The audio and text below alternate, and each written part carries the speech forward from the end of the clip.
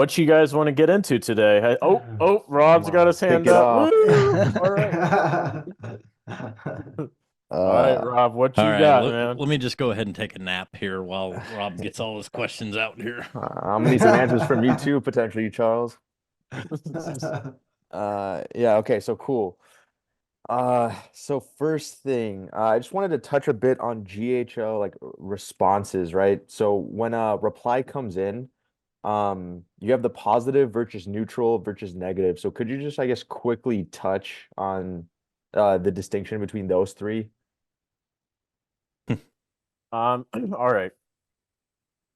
Yeah, there's a Don't lot I use could it. say, but yeah. So okay, so uh all of that happens under the hood, so it's a little hard. In fact, I'd like for high level to send me their, kind of like the logic that they're using to determine whether it's positive, negative, or neutral. But what I found, and you guys can correct me if you've experienced anything else, but um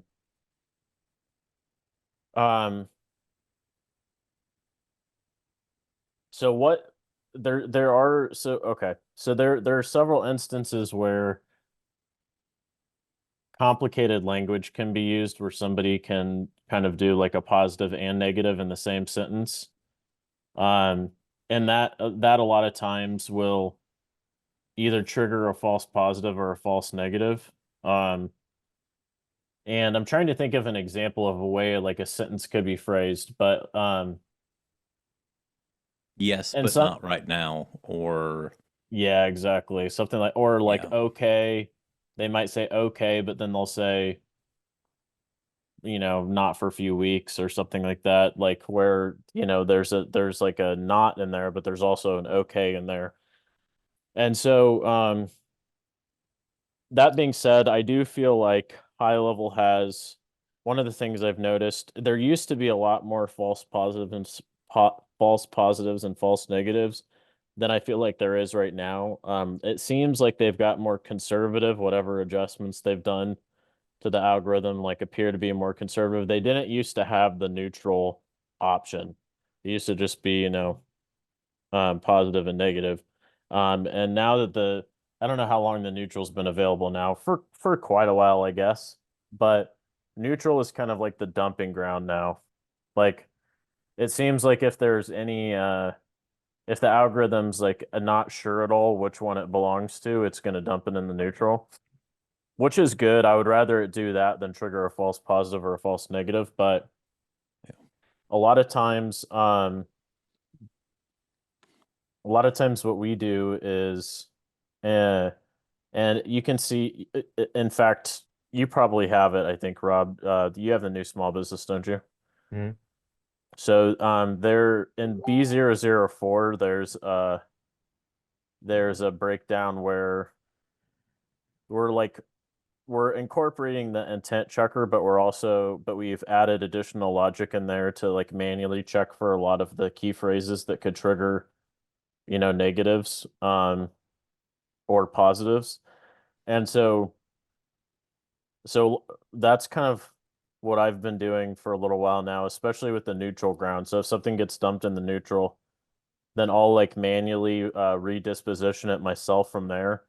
So like if it goes to neutral, I'll try to check to see, okay, like does it appear like it might be a question because it like contains a question mark or who, what, when, where, why type uh situation, or are there like keywords that could be indicating like a strong negative? That being said, across the board, I wouldn't rely on anything where like you're just pulling out one word. You know what I mean? Um, like I suppose you could also run a GPT action in a workflow, and actually have GPT like disposition like the entire message payload if you really wanted to do that. Run like a prompt against it, and then you could well, we could get into all the advanced stuff on there, but I wouldn't rely on any hard like so it's fine in B004 because like all we're doing really is like pipeline automation. And so there's not a lot of risk there.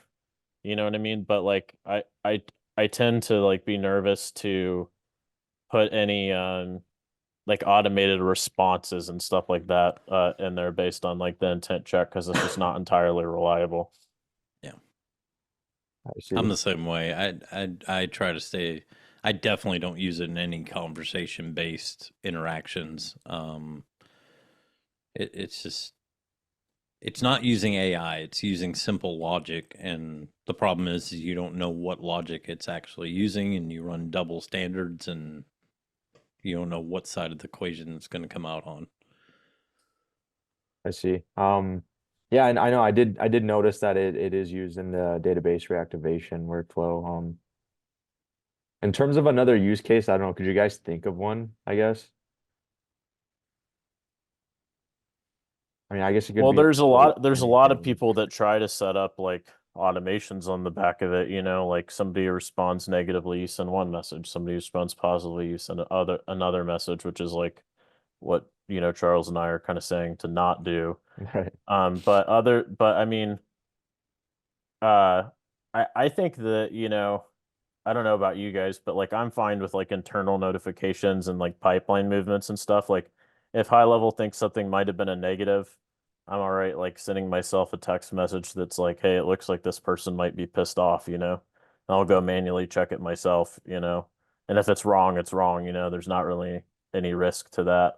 So things like that or like tagging is also like okay, so long as like you don't have other automations like leaning on those tags, for anything that's like finite. But if to Charles's point, if I was going to rely on something more intimately to run automations on, I would want like AI to query the entire message payload Yeah. versus like kind of more of an old school like checking for words in the sentence. Makes sense. Because that's basically what it's doing. It's checking against the database of positive intent words and negative intent words and coming up with an answer based on those two databases. The problem is, I mean, it's no different than you, just like Zach was saying when, I wouldn't go in and build a conditional logic that's based, okay, if they respond okay or yes, because you're never going to come up with near enough variables to make it work all the time. Um, I mean, you can use it. You just have to be very cautious in how you're implementing it. If you're doing it in conversations, there are ways that you can do it. You just have to make sure that when you're asking the question that you want a response to, that you really try to steer them towards a path. Um, you know, simply reply yes or no, or, try to, think of different opt-in messages that you've seen like on Facebook Messenger or things like that, where it's like they bold yes, like just reply yes or something like that, and try to at least steer them that direction. You'll be less apt to have false positives or false negatives, but there's still that chance. Right. So, Yeah, that makes sense. In B004, the issue we were trying to solve for is, there's a lot of like in any database reactivation, there's a lot of traffic in the pipelines, and oftentimes like business owners don't know where to put their focus when they're checking the messages and whatnot. And it's not like it's not a huge deal if things are getting like dispositioned incorrectly necessarily. It's just trying to kind of like help them a little bit, like this is first priority, this is second priority, this is third type of situation. And there might be some that like should have been in first priority and ended up in third. The risk is like low for even if it's inaccurate, it's not like a huge deal. Yeah. Yeah, no, I love that. Uh, Cool. Another quick question about the small business 2.0 is with regards to the refund slash cancel form. Um, in terms of like the intention of using that, right? How did you guys build it? in terms of it being used? Like, what was the real intention behind that? Is it like if someone asks for a refund, you're supposed to manually send that to them, or do you guys have that, like you guys wanted that with the intention of putting it on their website, or just I'm just curious, how was that built in mind? Say that again with the review automations you said? No, with Refund. the refund slash cancel form. Oh, okay, yeah, yeah. Repeat your question on that, my bad. Yeah, so basically, like, how did when you guys built the small business 2.0 with that specifically with the refund cancel form, what was the intention? Was it for the business owner to have that like on their website somewhere, or is it just to like if they ask for a refund or something, you shoot over that form to them manually? Just kind of curious. The latter, yeah. Um, most most of the agencies we've worked with, they don't have like a well, and I guess most small businesses for that matter, don't really have like a process for refunds. It's kind of like somebody says, I want a refund, and they didn't really know what to do next, you know? So the the whole point of that is like, well, let's give them like a basic flow at least where, you know, it's at least positioning the um kind of like I guess like any larger business, like you think of like Amazon, like you buy something on Amazon and you go to do a refund and Amazon's like, okay, well, what's the situation, And then after that, and the entire time you're kind of like you're not entirely sure if they're actually going to give you the refund or not.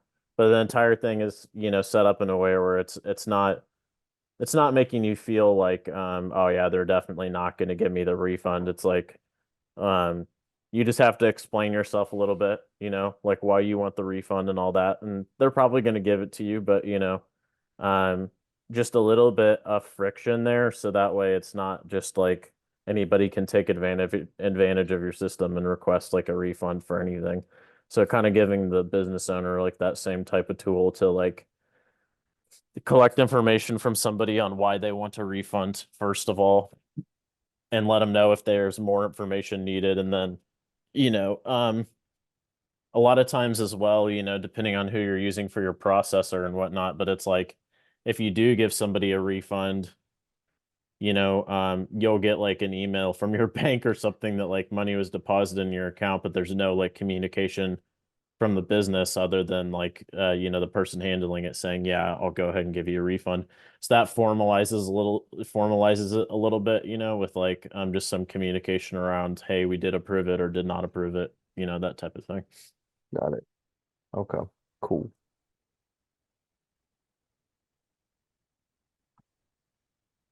I don't know if someone else has questions. I mean, I think I can spew up a couple more here, but I'll let someone else go. I'll go back in the rotation.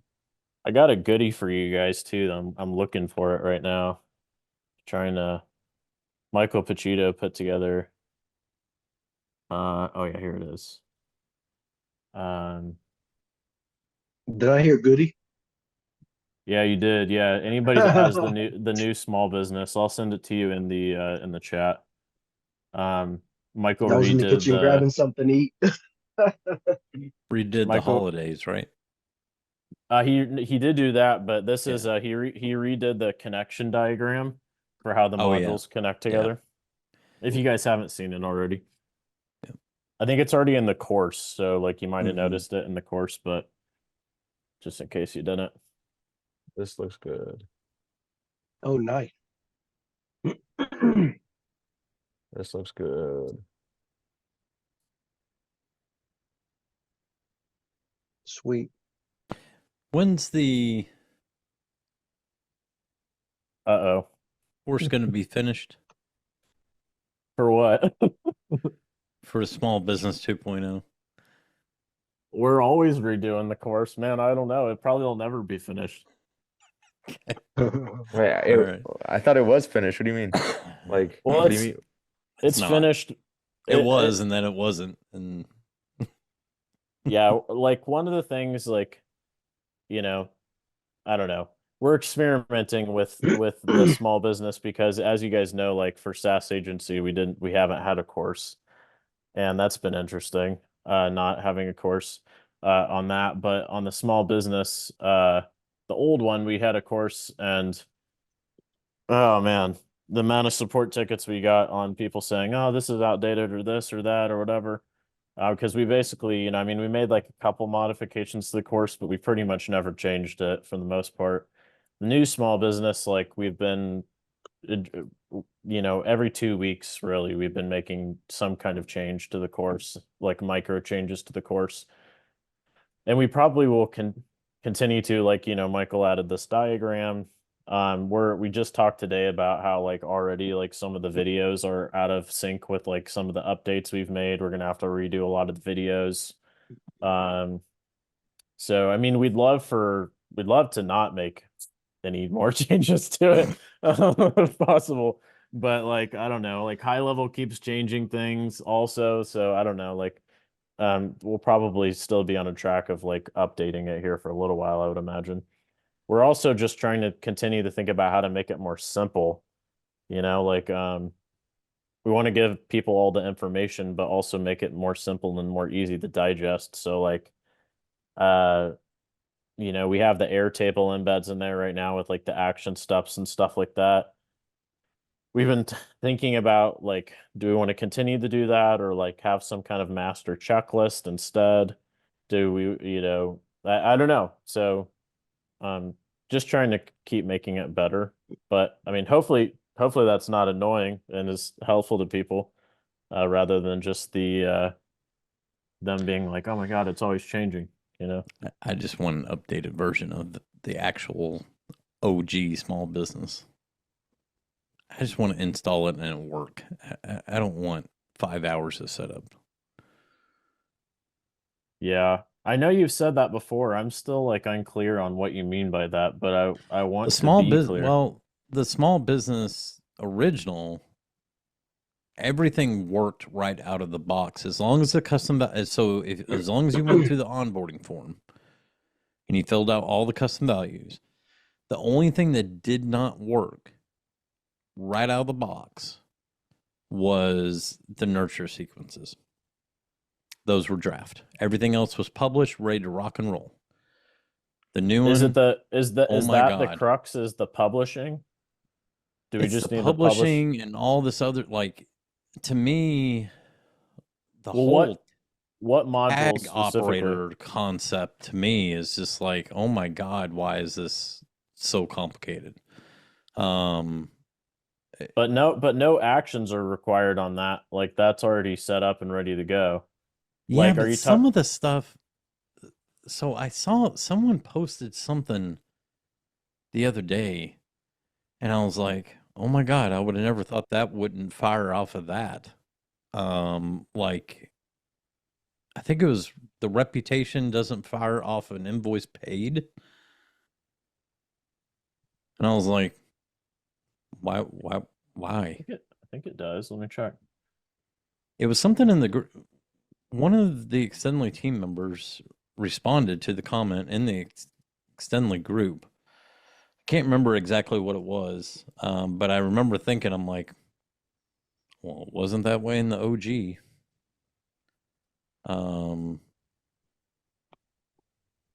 It should. I think it does. I believe it does. I'm checking right now. And that may not have been it. It was something that I was just like, I that know there was doesn't an issue seem with right. B010, but you guys apparently are making an update to that. I don't know. I don't think you've pushed it live yet. Yeah, There's an issue with the it tags. it adds it fires off reviews on. Oh wait, here, wait a minute. Yeah. Invoice paid and sold both trigger reviews. So I'm gonna debug Charles's statements right now. We're gonna figure out we'll get to the bottom of it. So here, let me just open. Because I just want, like, you go into the course and you see, like, you go into each of these modules and you have like this laundry list of required and recommended things to do. You just And want to not have that? I just want to know that if I have a sub account that signs up for the small business and I install that snapshot and they do the onboarding engine, that it is going to work as intended. Like every part of it, except for the only variable is the nurture campaigns, because that has to be generated. So I was under the impression that when they release bundles, that's exactly what happens now. Because you have the individual modules, right? And then we move to the bundle option, I guess, in addition, where it's all connected. And I may be more hesitant to say that it is truly plug and play, because the first iteration that came out in it was not. Everything was disconnected Right. in the small business. All right, so on the mandatory, this is the Airtable, right? So this Yeah. is the setup checklist I'm looking at right now, not the onboarding. Okay. So this is so in theory you would do this once, right? And then you wouldn't do this again ever like afterwards. So this was the case with the first small business as well. The checkout page and Yeah, they were return basically policy. blank pages. Yep. Yeah, so that hasn't changed. This has changed. So choose which funnels that you want to include, like with the lead form automations, which we could make that out of the box if you guys think that would be good. This one is arguably, and I could talk to Mike about this, but this one's arguably not a mandatory one. Like I the don't think that holiday, should be a mandatory one. I think that should be like SaaS in the box, to where it is the default action is schedule a call and goes to the calendar, the default calendar that comes in, because that's how the SaaS in the box is, and that's how the original one was that they were just generic, like, hey, Merry Christmas. Anything we can do for you? Click here to schedule a call. you're talking about with the referrals. No, with the holiday emails that you said that you didn't think that it had to be. You shouldn't even have a call to action, to be honest with them, Well, to it make just it says truly generic. because there is generic email templates in each of Okay, these. all right. So we can make that one optional. The referral automations, let's see here. So decided on what the referral automations incentive. Change the language of the template to match. I mean, I still think these ones are important for the initial setup, because like everybody's referral, the way they do referrals is different. So Is there no way we can build that into the onboarding engine?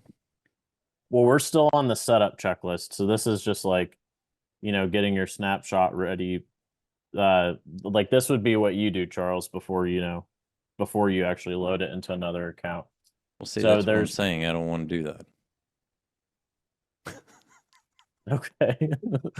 I don't want to do shit. I love Charles, man. I don't want to do anything. But you have to do it one time and then it's over. I don't. No, One time is too many, man. that's it. All right, so those are the only setup items. So you don't I want to see choose one the, red thing. That's too much. and then let's look at the onboarding stuff. So mandatory onboarding. Database reactivation copy. That was the case in the first one. Yeah. Which they can do that via custom values. That's fine. Fill associated custom values, which we could get rid of this off the checklist if you want, because that's part of the onboarding engine. So, add a voicemail. This was the case in the first one. Yep. Assign a user. This was the case in the first one. Same with this. Same with this. Oh shoot, high level's calling me. I'm special. It's probably a lead. It's Charles.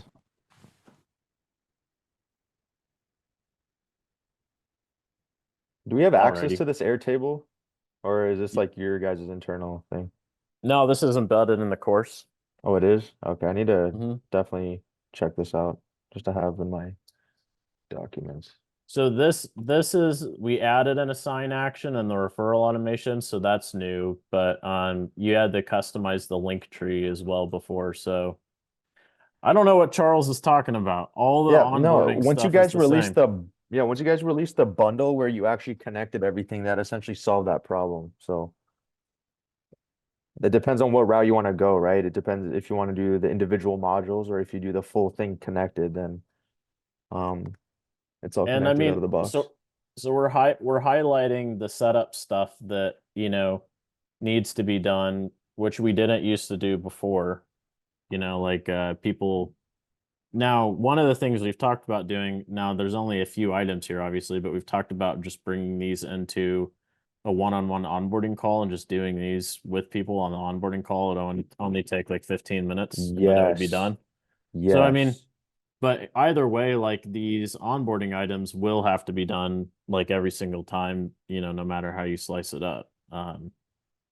So, That um, honestly should be part of the onboarding because I don't know how else you would go about getting the business owner, the end user to actually fill this out and make it scalable. I think it should be included in onboarding. well, yeah, and so we can't, I mean, the onboarding team can't write copy or anything. Right. So like Yeah, for yeah, yeah. V004 and also for the nurture, like that wouldn't be possible. But we fill all the custom values with people. Most of the time people don't want to record a voicemail like while they're on the onboarding call with us, but like we could try to get them to, mute off or something and just record it or something like Or at that. least Just if they have awareness of it, I mean that'd be important and good too for we those. do any of the sign user actions, we do those during the white label onboardings. Because we first need to get people into the system. But after we get people, once they add like the contacts into the system, the team members that they need in there, the white label team does go through, and help them add those assigned to actions in the workflows.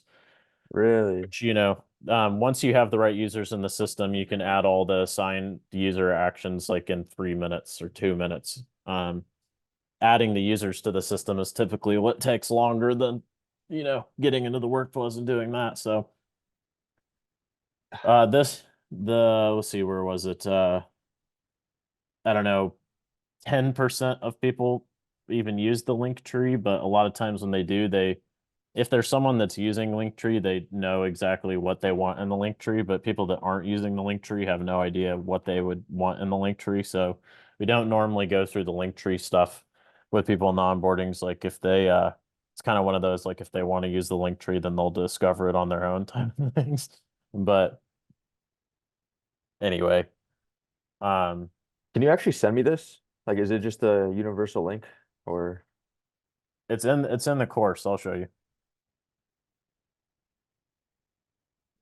Uh It's actually on that link he just sent in the chat. If you click the link in the chat, then you can click the setup items and it's there.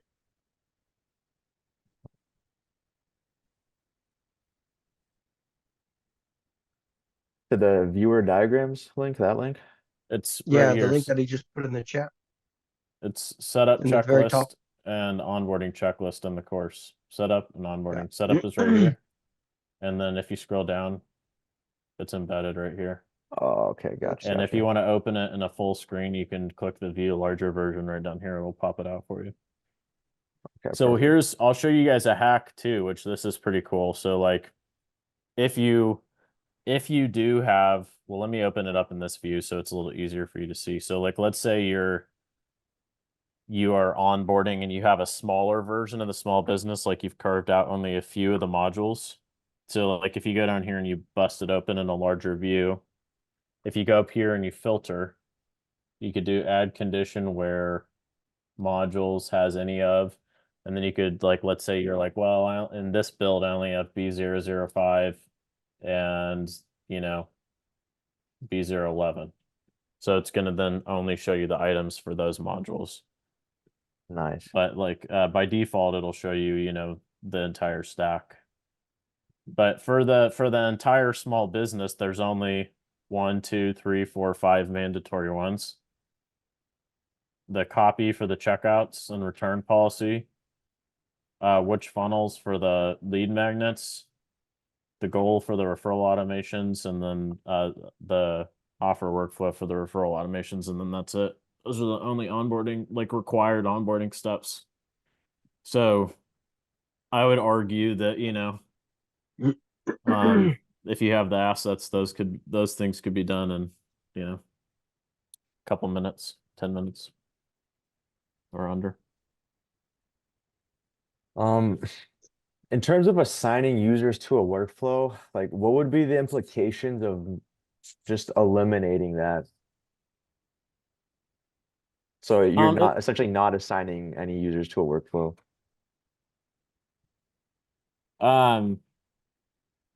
The implications are like any associated task assignments or internal notifications. So any internal notifications that are routed to assigned users or tasks that are routed to assigned users wouldn't work properly if the users didn't actually get assigned. But other than that, there isn't any. So like, it's not a huge deal if you wanted to eliminate them. You can also like change the internal notifications to like notify all or something like that instead of like specific users. So if you created a task and it wasn't assigned to a specific user in the workflow, would it even create the task? Would it just like fail or reject or skip that step? Or would it still create the task? Do you know? I believe you guys can correct me if I'm wrong on this, but recently High Level made a change that allows you to have tasks that are not assigned to users. Contacts. To contacts, yeah. Yeah. Interesting. Yeah, I'm curious on that point though, like specifically, like let's say that you create one, like if you don't have in that workflow the step to assign to a user, would it just like I don't know where I'm curious if it would just skip over that step and not even create a task.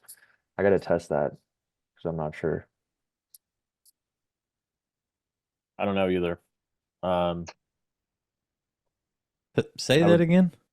If you had a workflow that had a Yeah, let's say you create a action. workflow, yeah, and then you have an add task like step, but before that you don't have an action that assigns it to a user, like would it still create that task? And if it does, like who would it assign it to? So you can do that. So workflows don't have to be assigned to a contact anymore either, which that was the first requirement of making tasks not dependent on a contact. So you can have a workflow start trigger that has nothing to do with the contact. So in turn, you could have a task created assigned to a user, but that is not assigned to a contact. Right, but what if what if you don't create, what if it isn't assigned to a user though? Has to be assigned to a user. Because you can still add that add task option without assigning to a user. So that's what I'm confused about. I would imagine it probably would skip. Yeah. I don't know. We'd have to test tried it. it. I'm gonna try that after this. Did you see my comment in there, Zach? No. What, in the chat? Yeah. Imagine if we had a white label course to go over those mandatory items. Just saying, just throwing. Hey, look, you never know what you can get if you don't ask. So you got to ask. You want it in the White Label Academy? Well, sure, why not? I mean, I don't care. I already have the White Label Academy, so I mean, or just the stuff course about it. Actually, that's a good idea. In other words, they can just do it themselves, and you can back yourself out of it. Exactly. That'd be great. Exactly. I mean, regardless, yeah, if it's not covered in onboarding, or even if it is, I guess it would be helpful. It's not covered in onboarding. It's not covered in onboarding. So those mandatory items are not covered in onboarding. I was telling them that we and this actually should connect with Alejandro about this, but traditionally we've done the user assignments in the workflows, but we don't like write copy and stuff like that. So yeah, That's the only thing, but that takes care of like 80% of it right there. So And there's no way to back into that, is there? what do you mean? The assigned user. There's no way to back it. Like through the API? Yeah, or through the onboarding engine somehow. There's no way to set that up. I don't think. I don't see No, I how don't it think could. there's not endpoint support yet, but I mean the other issue is like, well, so I mean, I guess they could open up endpoints to allow us to get a list of users that are in the CRM and then assign based on that list. But that's the issue is first you have to add users to high level before you Yeah. can assign.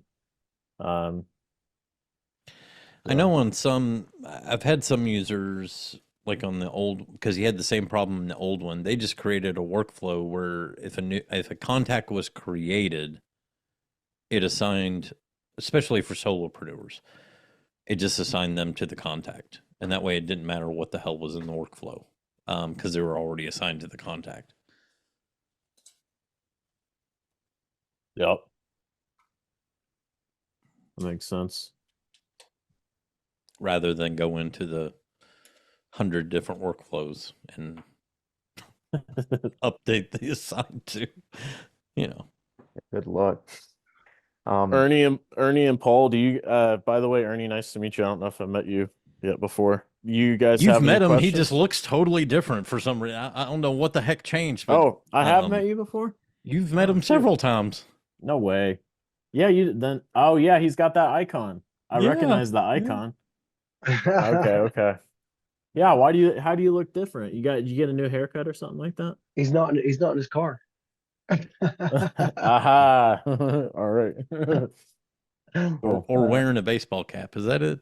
Do you wear a baseball cap a lot? I'm trying to think. Yeah, okay. That's I think what it that's is. what, when I see him, he's wearing a baseball cap. I love how he turns his video off. He knew that I would recognize the icon. You guys are just way advanced than me, okay? I'm just selling go high level based on the basic features. So that's so like you guys are way advanced. Some of the stuff that you're talking about, I'm not like the logic stuff. I'm like, I have no clue what you guys are talking about. Well, I'll Neither tell did you. I. Neither tell did you I what the I first time I said. got on the call. I'll tell you what I said in the event I just had. There is, when it comes down to how to sell high level with services, without services, scale it back to this feature or that feature, or package it this way or that way, there is no one rule that fits everybody. There honestly isn't. You just have to find what you feel comfortable with, what you feel confident about, and feel that you can deliver on. That's it. Yeah. The rest of it doesn't matter. You just have to look at yourself and say, okay. And maybe you start off with one or two simple things and you're like, okay, now I'm starting to get the hang of it. Yeah, I feel a lot more confident about offering more. Yeah, I'll offer more. There's no right or wrong answer. Right.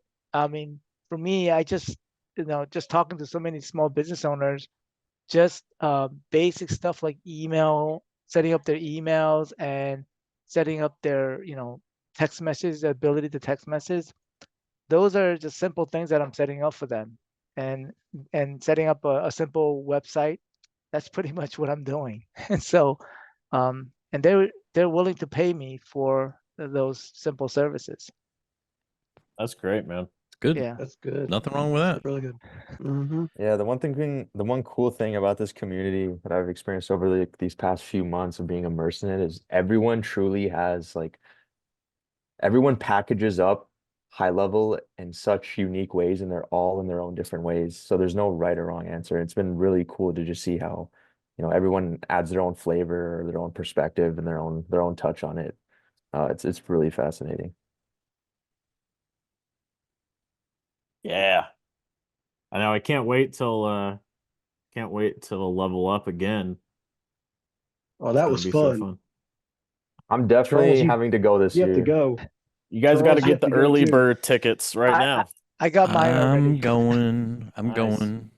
Beyond It was already fun. said that he was going to kill me if it wasn't there. So I'm sure that means that I'll be at the Extendly booth Yeah, answering questions. gotta extend the shirt. Well, See, on. I think Beyond just wants me to come so I can sit there and answer questions while everybody else goes party.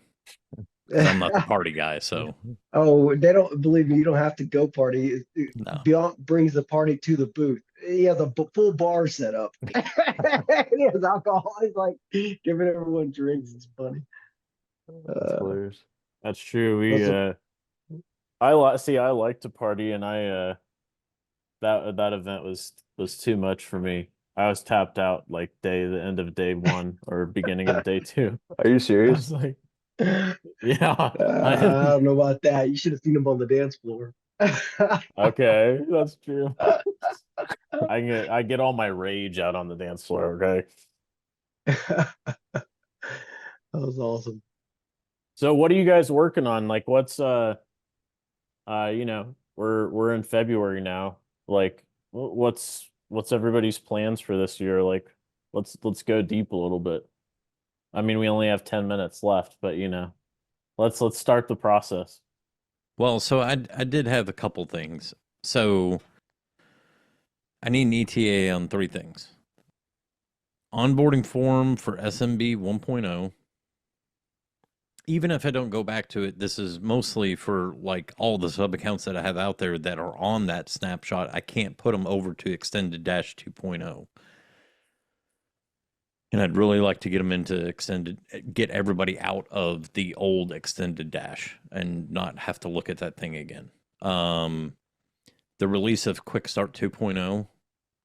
And then are there any upcoming courses that are going to be added as far as like Quick Start 2.0 or onboarding engine course stuff? Because basically what I did is they ended up creating another membership login for my VAs. So because we're getting more agencies signing up to have my team build out the small business 2.0 and other Extendly assets, other Extendly snapshots, and customize them for their clients. So first of all, we should get a feedback loop going on like how things are going, like when people start building on the SBS 2.0, because that was like one of the things we are obviously like uniquely interested in from the very beginning, was like making it a building platform. So I'd love to hear how that goes. Sure. I'll get back to you on number 1. That one shouldn't take too long because like 98% of the custom values are the same with the small business 2.0. And so I'll check with Zach and Mike on that. On the second bullet with the quick start, I need some people to test it. It's pretty much ready to go. Like we have it in QA right now, but our whole team is maxed out on various different things. So if you want to test it, Charles, like let me know and Okay. you can test it out. That's what's the hold up right now, is like we just need like a few more eyeballs on it to do some testing passes. So I will say that it seems smaller than Quick Start 1.0. oh yeah, it's like probably half the size. Yeah.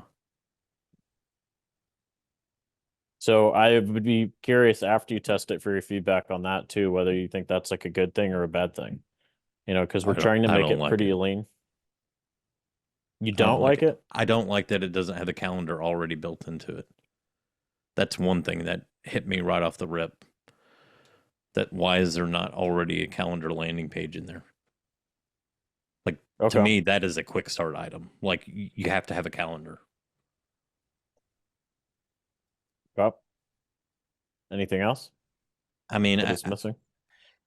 I think I'm trying to remember because the other Zach was showing me. Do business owners like want to take calendar appointments?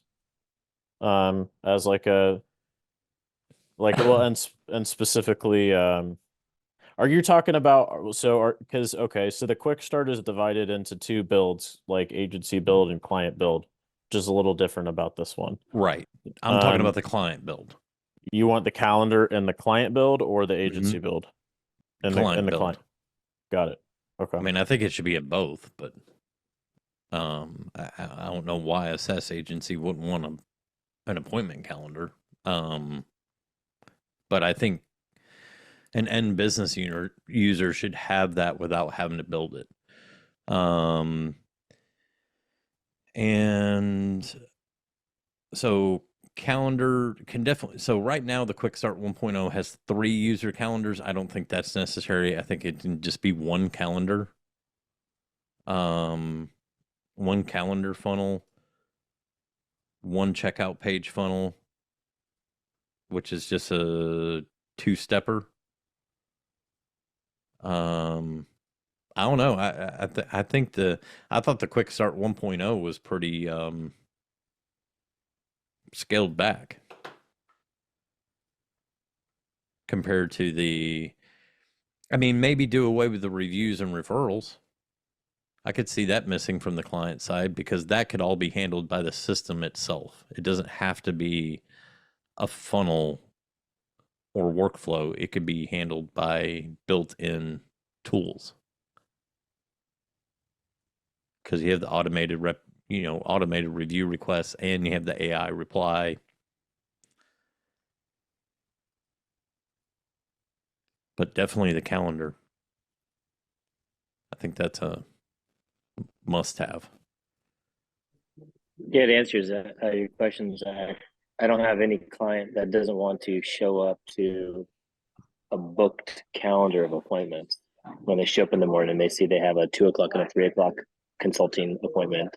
And if someone's able to go to their website or their chat widget and just say click appointment, and their calendar shows what are open and available appointments, they love being able to show up and then there it is. They have a 2 o'clock and they didn't have to do anything. They showed up and their calendar's full. That makes sense. Sounds good. Cool. Yeah, we're still in that QA cycle, so it's not too late. Well, it's never too late, but especially in the QA cycle, it's not too late to add something that's missing. We want it to be like the most lean that it could be while still, satisfying everybody's core desires. So if the calendar's the main thing that's missing, I don't think that's a problem.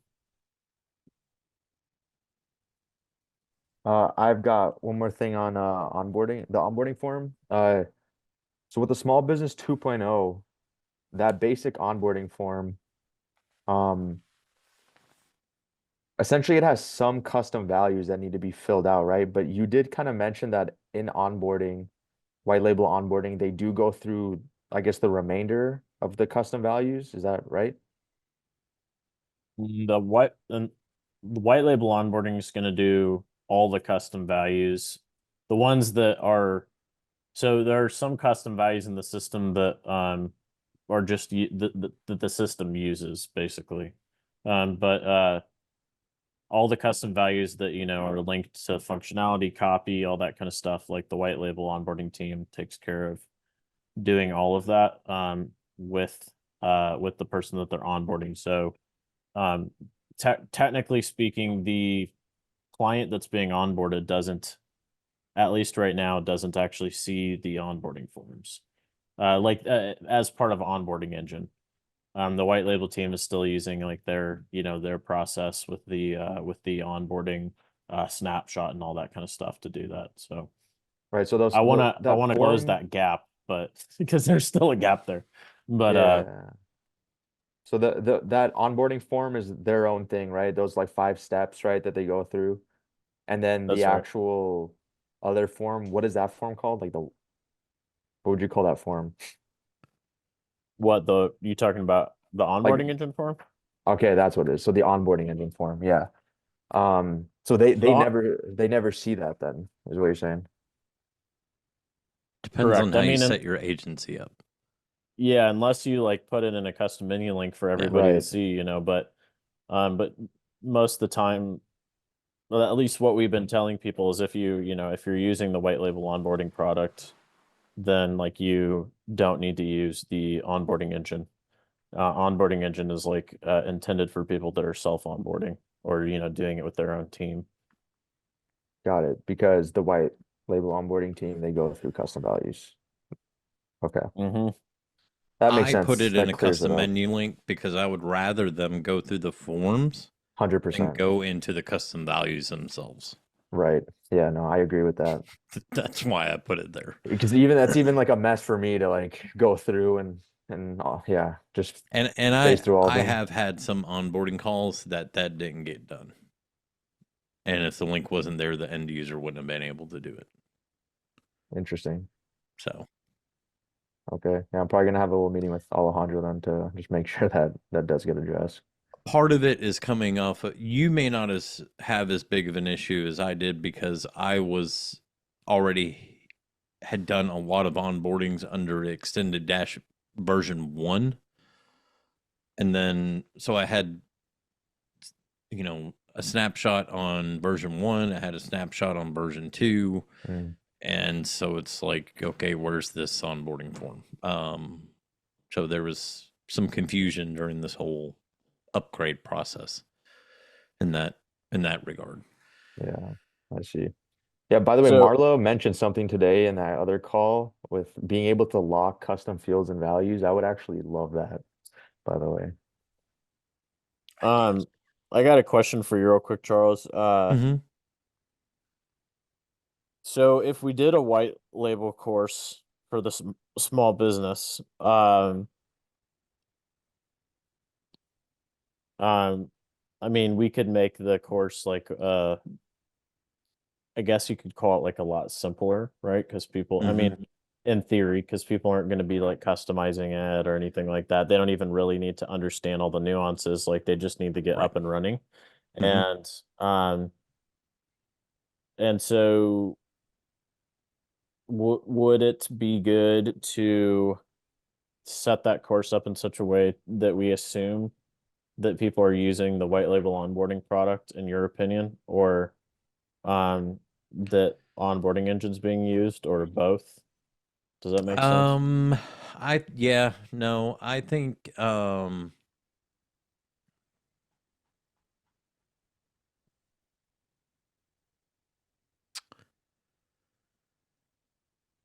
because the onboarding engine, if you buy a snapshot, you get the onboarding engine, correct?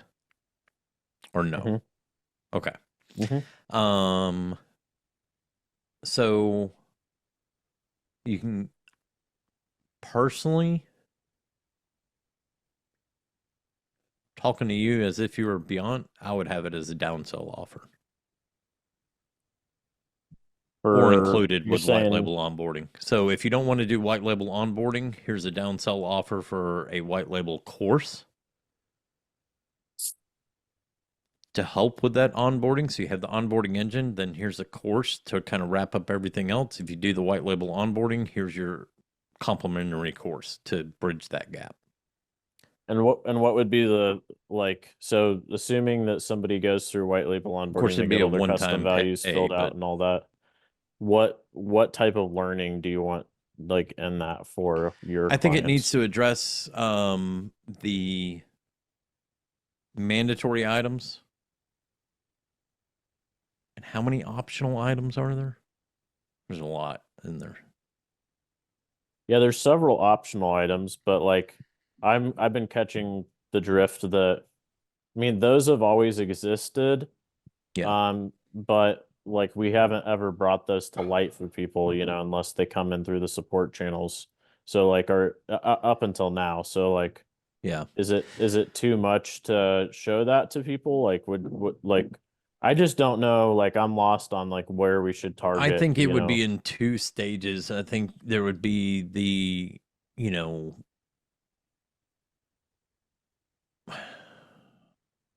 the problem is with the expectation that the customer expects from the onboarding. They get a tech call and they get a training call. Tech call is to do all your integrations and everything. And then you have the training call. I think that expectancy when you're installing one of these snapshots to the end consumer is that it is just going to work. Like they're not going to have to go in and start building. Now, obviously, there's things where there's going to be different copy, like the checkout pages and stuff like that. I mean, those are meant to be duplicated and used multiple times for different offers or different checkouts. You know, it's just a simple landing page to help get you started with a checkout page. I don't know. I feel like there's a gap in between white label onboarding and them actually being able to leverage the snapshot. And I don't know exactly how to best bridge that gap. I don't know if it's just, hey, here's your, thanks for attending your onboarding, just to make sure that we get you up and going. You know, here's some mandatory things, or if it's something that they have to do in between meetings themselves. But then you run into, what about all the people that schedule back-to-back meetings? I mean, I have that happen all the time. They book their tech call and they book their training call one right after the other, or within 15 minutes of each other. So there's no time for them to do it then. I don't know. I don't know what the solution is. I mean, I could put it in a launch pad. But I'm getting to the point where I'm almost overloading the onboarding team with things to do. Right. Well, and then the other issue is like if you take somebody that's like brand new to high level, so you're trying to just like show them through the menu, like this is conversations, this is opportunities, and it's like Yeah. their Right. brain is already exploding, and then you start getting Mhm. into like anything snapshot related, and they're Yeah. like not retaining anything at that point. And so that's the other. I know. But to your point, like it would be nice. I don't know. Tell me if this is a good like maybe way to bridge it, is like if we knew the like one thing that they were most interested in, you know, like why are you here? You know, to get reviews? Like, are you here to like because you're trying to sell something on a page? You know, like Yeah. there's a lot of things you could use the small business for. So I mean, without overloading them, I think there's a maximum of like one or two things that we could throw in if we knew like what their specific use case was, but we'd have to query for that before the onboarding call. I Well, and feel I like just, a course would be actually very helpful because when I just think about like you on that initial onboarding call, right? They are just learning about what the simple features are, and anything more than that would be overwhelming. But one thing that came up for me, which is interesting, is yes, everything snapshot related. Like, for example, how are they going to know to use the cancellation form, or how are they going to know to pull up the lead intake form when a call comes in? Like all these extra specific things in the small business 2.0. How do you add that knowledge, in addition to just the simple features that high level has? So a course may be helpful in that.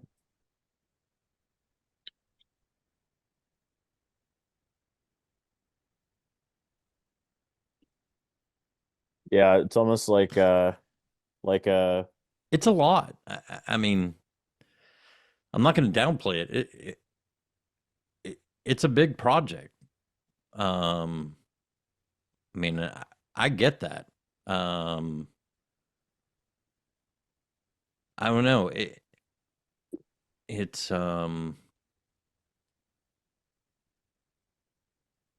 even the mandatory stuff. I'm just thinking if there was an easy way to. The problem is that you can't really include an additional form page in the onboarding engine because they're not going to understand what they're filling out. Unless, well, you can insert videos into the onboarding engine, right?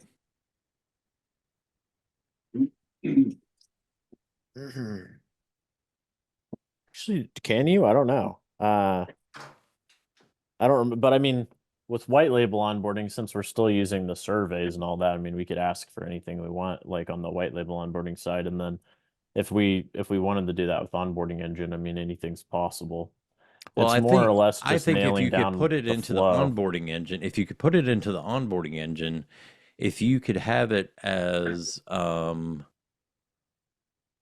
like the first page, it be, let's set up your account and have those backfilled to those custom values.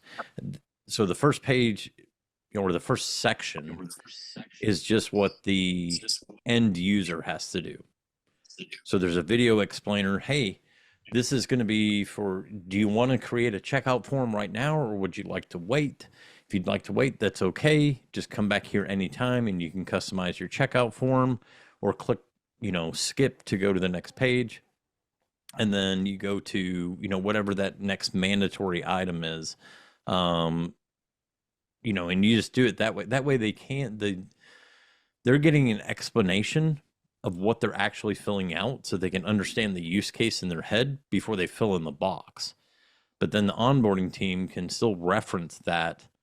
I don't know. You're talking about like almost like having the onboarding engine form and like the training potentially kind of be kind of one just and to the fill out the same. mandatory stuff, just to get the mandatory stuff done. If we can get the mandatory stuff done by providing a simple video and a couple form fills, 5. So you're talking one section, 5 pages in the leading section of, the Small Business 2.0 onboarding form. The client does that. And then white label onboarding, if you're doing white label onboarding, they can fill out the rest, because that's all custom value stuff that they've gotten from the onboarding funnel and during their tech call, domains being connected and whatnot.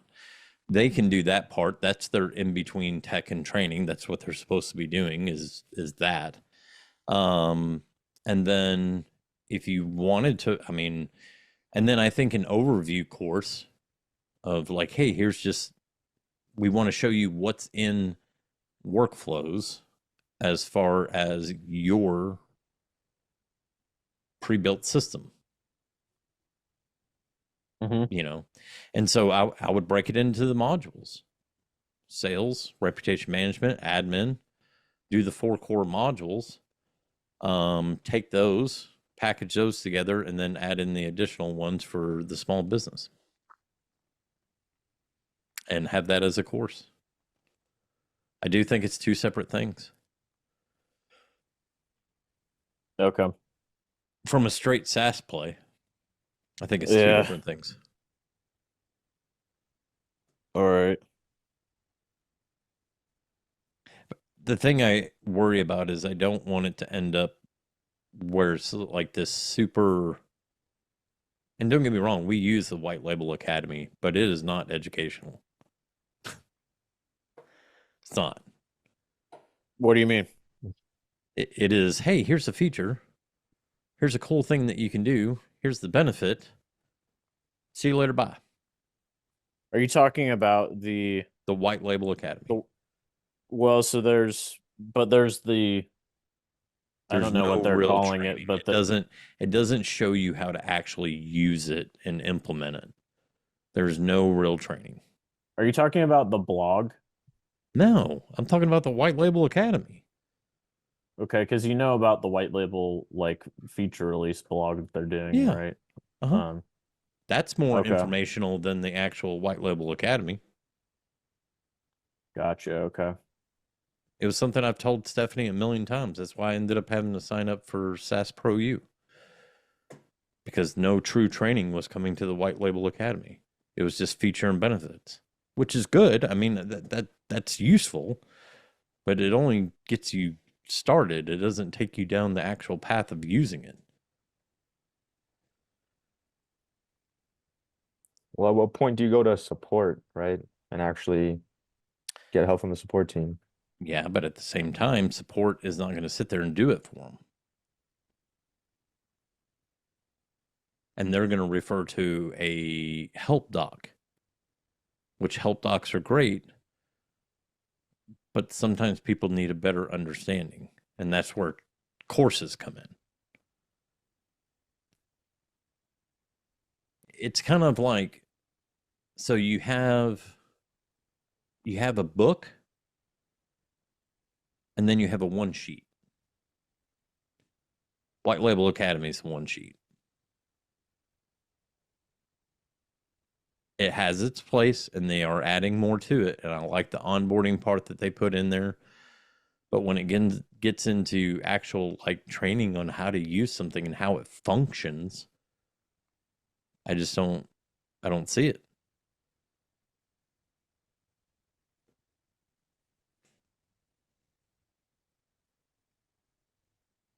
But Right I do on. think it would be useful for like the small business snapshot to have, even if it's just an overview course.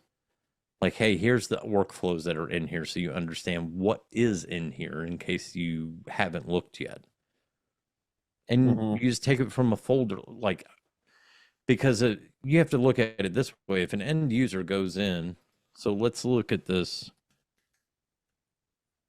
If an end user goes in and wants to customize this, maybe something's changing in their own business or whatever, or they need to slightly adapt something that's happening.